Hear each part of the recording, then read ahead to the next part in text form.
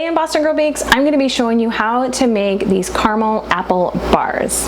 Hey there, if you're new, my name is Heather from bostongirlbakes.com, where I love teaching others just how easy baking from scratch can be. And today I'm going to just show you how easy these caramel apple bars are to make. These have a buttery shortbread crust, a layer of apples, we're going to drizzle some caramel over it, and then top it with a streusel. I'm also going to show you how to make these in just one bowl. So I'm telling you, these are super easy to make. At the end, I love drizzling on even extra caramel.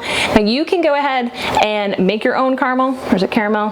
Whatever you want, however you want to say it. You can make your own caramel sauce if you want, or you can just use some really good jarred caramel sauce, which is what I love doing. So these are super easy, super quick, and I know you're going to love them. So let's not waste another second. Let me show you how to make these bars.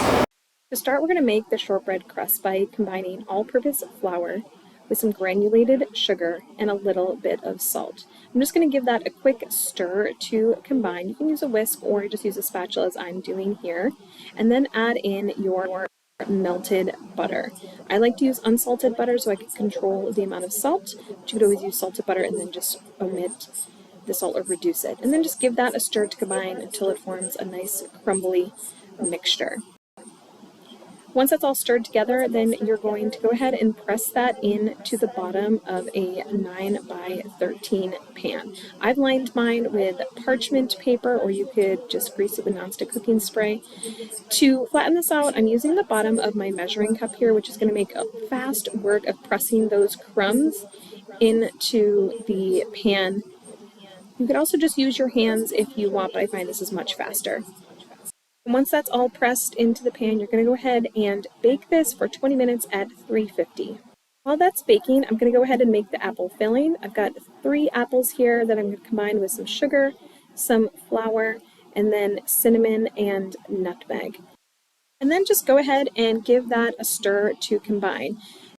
Once that's all stirred together, I'm just going to go ahead and spread this out over onto my shortbread crust that I pre-baked earlier.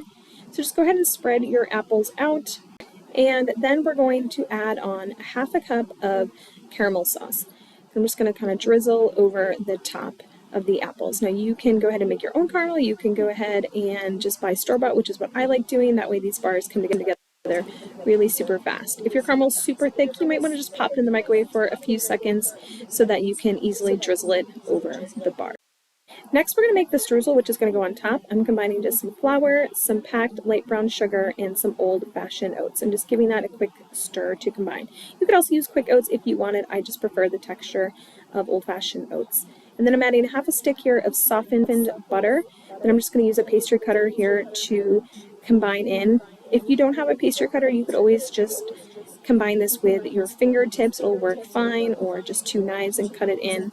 You're just looking for a nice crumbly mixture like this. And once that's all set, we're going to go ahead and just sprinkle that all over the top of our caramel apple bars. Once you finish sprinkling that all over the top, these are ready to bake at 350 for 30 minutes. And then I like finishing it with extra caramel sauce on top before serving these. These bars will keep in your fridge for up to 5 days, or for even longer. You can even freeze these for up to 3 months. So there you go, how easy were these caramel apple bars, and the fact that you only have one dirty dish, one dirty bowl to wash, I think is one of the best parts I love about this recipe. It's a perfect fall dessert. Everyone's going to love them. And if you love this recipe as much as I do, or if you have any baking questions, don't be afraid to hit me up in the comment section below. I'd love to hear from you. And until next time, happy baking.